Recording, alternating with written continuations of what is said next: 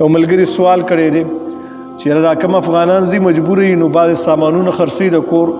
او خلک تر په ارزانه ریټونو واخلي ځکه هغه مجبور یې د مجبورۍ نه ورکي داغه د مجبورۍ نه دغه فایده غستل څنګه دي الله رب العالمین دی چا باندې مجبوری نه راوړي دا ډېر سخت وخت یو چې انسان خپل کور نه رواني او خپل مال د لکونو روپو مال هغه زرهو تراشي انسان له ډېر زیات درد ورکي د انسان زړه پیجاړي زړه که د اوښ کو په ځای باندې وینې تویدلې والله چې د خلکو به توی کړی وي او بیا داسې چې یو څوک په یو ځای کې پیدا شي هلته راغټ شي او بیا د هغه ځي نه ځي د دې درد هغه چاته معلومي چې هغه چا باندې راغلی بل چاته نه معلومیږي یو انسان په کور کې مړی وشي څومره دردمند دی د هغې نه زیات درد دا دی چې سړی یو ملک پرېږدي یو علاقه پرېږدي د مجبورۍ نه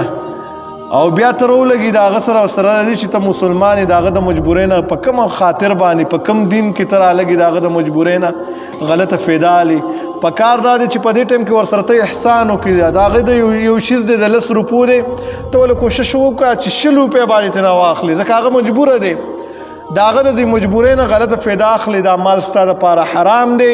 او قیامت په ورځ به نه الله رب العالمین تپوس کوي د دې وجې نه څوک چې دغه شانتې شیزونه ارزانه اخلي دا بل د مجبورۍ نه غلطه فایده اخلي دا حرام کار دی د دې نه ځان وساتئ بلکې په دغې ټایم کې د یو بل سره کوشش وکړئ همدردي وکړئ دا 40 کاله چې تیر شوي دي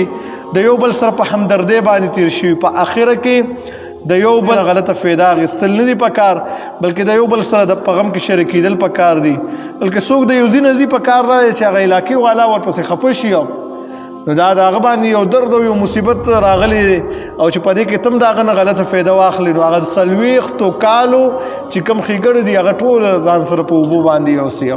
ځان داسې جوړ کړه چې سبا د خلک دعاګانې وکړي چې یاره ما سره زندګي م ښایسته تېره کړه او چې راتلم هم را سره ډېر په ښایسته دغه سره میلاو شول او ما سره مدد هم وکړو چې تا له دعاګانې وکړي نه ده چې سبا هلته کې ناست یې او تا له خیري کوي چې زه مجبور وم اخره کې زما د مجبورۍ نه یې غلطه فایده واخیسته